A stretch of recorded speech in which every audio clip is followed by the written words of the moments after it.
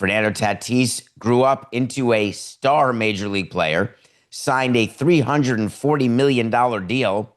The quick math means that Big League Advance gets $34 million. And Fernando Tatis Jr. said, hold on, I don't love my plan. Therefore, I'm going to sue them, and I'm going to say that they used predatory practices to secure loans from idiots. And I'm going to get lawyers to agree with me in California, because there's a law in California that says, correctly so, you can't really go out there and do anything illegal and try to lend money to people who are unsophisticated using certain methods that would be deemed or could be deemed by a jury as predatory in nature. Tatis was pretty simple about why he's filing this lawsuit, except it's a total misdirection. He said, I'm fighting this battle not just for myself. Side note, when you write that you're doing something not just for you, but for others, you really are doing it just for you. So you don't really need to say that, but it's okay. I'm fighting this battle not just for myself, but for, well, hold on. If he's not fighting it for himself, then he'll donate the proceeds if he wins, right? Okay. I'm fighting this battle not just for myself, but for everyone still chasing their dream and hoping to provide a better life for their family. Stop it right there, Coca. That's what Big League Advance is. You go and give minor leaguers money because do you know how hard it is to make money in the big leagues? The overwhelming majority of minor leaguers, like 99.9% of them, will not be Fernando Tatis. The whole purpose of Big League Advance is that they find people and they try to find the Tatis, because that's how you pay for all the schleps who don't become Tatis, who you've given $2 million to, who turn out to be nothing and have no payment back for Big League Advance. You may think that I'm defending Big League Advance. I am defending a company that is very open about what their plan is, and players do not have to sign with them. It's pretty simple, actually. If you want money because you want better rent or better apartment or you want better food and some of the other ridiculousness that Tatis talked about back in 2018 when he took $2 million cash, now he's the son of a big leaguer. Don't make the argument that he was rich because Fernando Tatis Sr. was his dad. I assume that Tatis Sr. had spent his money as well as he should. He made about $17 million in his career. And as you know, half his taxes, maybe spent $10 million on homes, cars, and various other things. But anyway, Tatis gets an opportunity to get $2 million to help his training, help his career, eyes wide open. Predatory? Tatis literally knew the deal. Give me $2 million today, and then I'll give you 10% of anything later. Still the odds, as good as Tatis was, to make $20 million in a baseball career.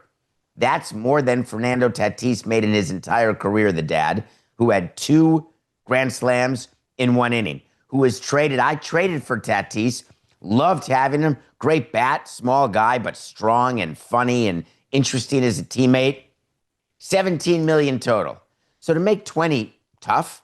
So the math is that Big League Advance is hoping that for everyone they give $2 million to, that somebody, like 1 out of, 16 of them will get a $340 million payday.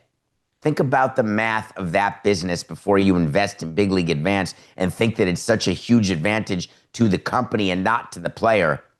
How many players make $340 million in a contract or a career? If you give $2 million to 17 players, you're only breaking even if one of those 17 makes it. And for you to have the ability to pinpoint which of those players and to maximize the return on investment for your company, then you have to have the best scouts in the world. You have to have the best decision-making process of how much money to give to a particular player. Some players you may give 20 grand to and hope that they get called up one time for like 2 weeks. Some players you give 100 grand to and say, hey, if that player can make $1 million, we'll get our money back. But Big League Advance is in the business of making money. So the problem with the lawsuit is that what Fernando Tatis is arguing, that he wants to protect young players who don't yet know how to protect themselves. We're not talking about Busconis in the Dominican Republic. We're not talking about people who are breaking the law and taking advantage of children.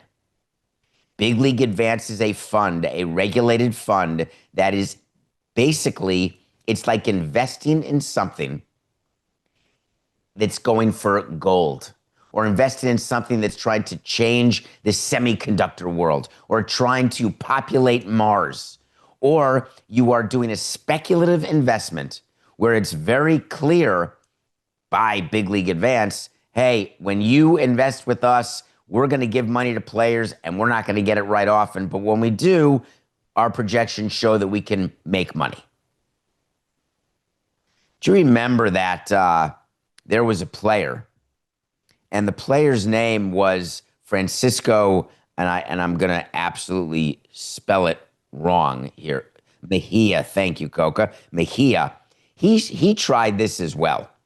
He sued BLA in 2018, and he said there were unconscionable tactics that were used by BLA to get him to give up 10% of his earnings. Why do you think he dropped the case? What are the unconscionable tactics? Is it going in and saying to the player, you're going to do this, I swear to God, you're going to do this? Or is it the opposite?